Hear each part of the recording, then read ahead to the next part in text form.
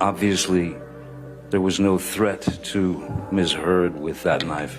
It was about spilling my blood, because I thought that's what the only thing she didn't have at that point. Hey there, quirky people. I am your host, Anna, and today we're going to look at some of the biggest moments that happened in Johnny Depp's career and his personal life. This is an actor who would probably go on to have biographies made on his life. His life has been very eventful, and it was full of extreme ups and downs. He has proven to be a man of true artistic values and has attained some major successes and failures. The guy grew up living in a difficult family household with an abusive father and an abusive mother. While growing up, his family just kept on moving from one house to another across America. And he had been introduced to alcohol and drugs very soon in his life. But his life truly changed with his mother. Betty Sue Palmer gifted him a $25 electric guitar. I'd say that this was the first biggest highlight of his life because he was able to master his instrument with ease. It pulled him out of his traumatic life and got him working. Finding passion in music, he quickly moved into the music industry with his first band, Flame. But then he switched 14 different musical bands. Eventually, following his life in music, he married Lori Ann Allison. At this time, he was just 20, while Lori was 25. They began with a very loving relationship, but it only lasted for 2 years. But this marriage led to the second most significant event of Johnny's life, and that was meeting Nicolas Cage. I ended up acting by accident. I was filling out job applications at any video stores, clothing stores, anything, just to be able to pay the rent. And Nick Cage said, why don't you meet my agent, because I think you're an actor. I think you could be an actor. Nick Cage introduced Depp to the filming industry, and Depp made his debut in 1984's classic horror, A Nightmare on Elm Street. He actually played a crucial role in the film, and originally thought that it would boost his music career. But instead, everyone saw his natural acting talent, and he kept on getting future roles like the one in 1985's Private Resort, 1986's Slow Burn, and Platoon.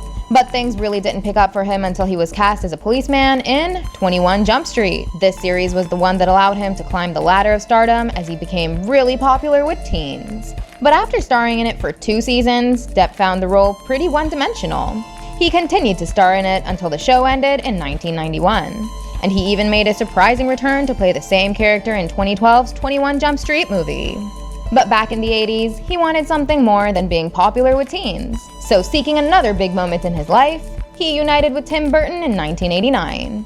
I'd never seen the show he'd done, 21 Jump Street, but I knew about him, and after I met him, I realized he was that character, somebody who, he's always been sort of misperceived by looking like a, poster boy, and inside there was always something different, and that's sort of what the character of Edward Scissorhands was. He was cast as the cyborg Edward Scissorhands in 1990.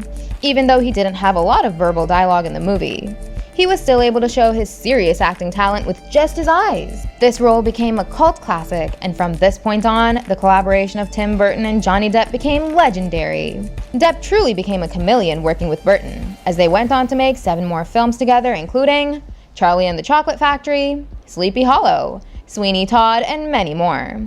Some of them worked very well and gained huge critical acclaims, and some of them failed as well.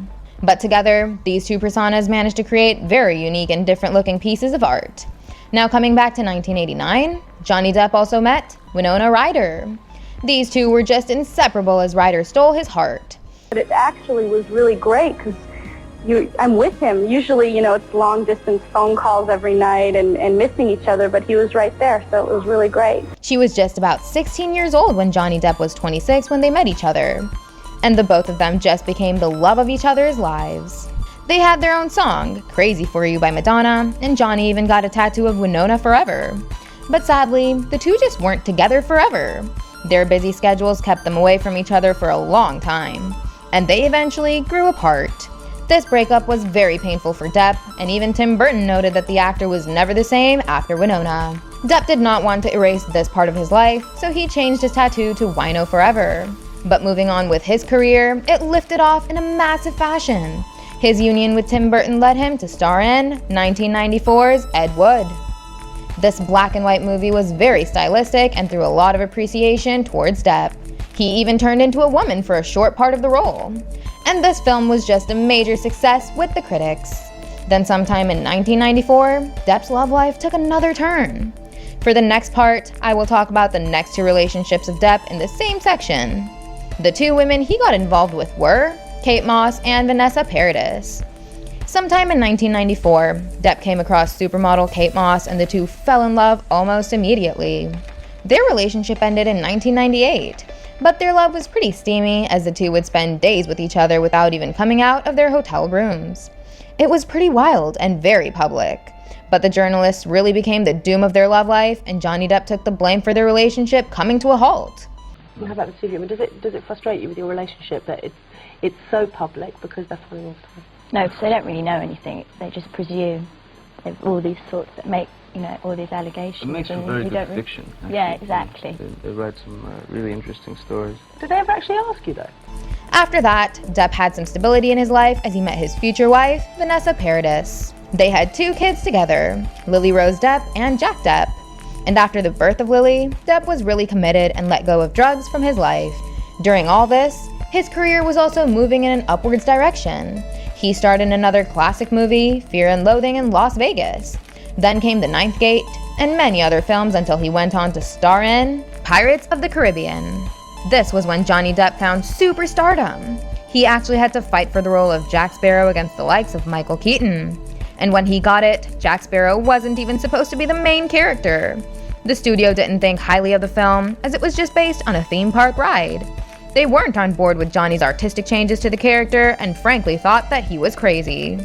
But when the film came out, it became a huge box office success, earning $653 million back in 2003. The image of Captain Jack Sparrow became iconic, and Depp became a legend. He was nominated for Best Actor at the Oscars in 2004. Disney then ordered 2 more Pirates movies, and together both of them grossed over $2 billion in total. The 4th one also went past $1 billion, but by this time, the story became stale and redundant. Meanwhile, Depp continued to star in other films as well and found success. But after Pirates 3, he played yet another major character called Mad Hatter in Alice in the Wonderland. This movie was another $1 billion success for Johnny Depp and Disney, and it became Tim Burton's highest-grossing film. But after that, Depp starred in a string of bad and average movies. Rango and Black Mass were successes, but overall, his career began to take a dip. And during this time, another major reason for that was Amber Heard. Their relationship truly began in 2012, after Depp split up with Vanessa Paradis. But we all know how toxic it turned out to be. They got married in 2015 and filed for divorce in 2016. After that, there was the whole sequence of Amber Heard implying that Johnny had abused her. Johnny sued her for a defamation lawsuit of $50 million, and despite the evidences he brought to the court, the case went against him, as he was called a wife beater. He was asked to resign from his role in Fantastic Beasts 3. Disney had already cut ties with him, and his career practically ended. But everyone who had worked with him or knew him were shocked with what Heard had claimed. Even his exes, Kate Moss and Vanessa Paradis, came to speak in his support. Mr. Depp pushed you in any way down the stairs? No. During the course of your relationship, did he ever push you down any stairs? No. He never pushed me, kicked me, or threw me down any stairs. In 2022, he appealed for a defamation lawsuit against Heard and actually won.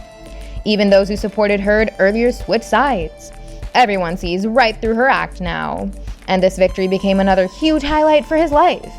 Now he could actually get his career back.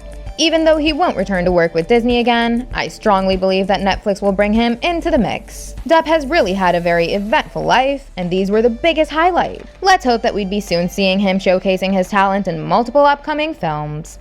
Okay, that's all for now. Hit the like and subscribe buttons if you enjoyed the video. Thank you, and I'll see you in the next one. Goodbye!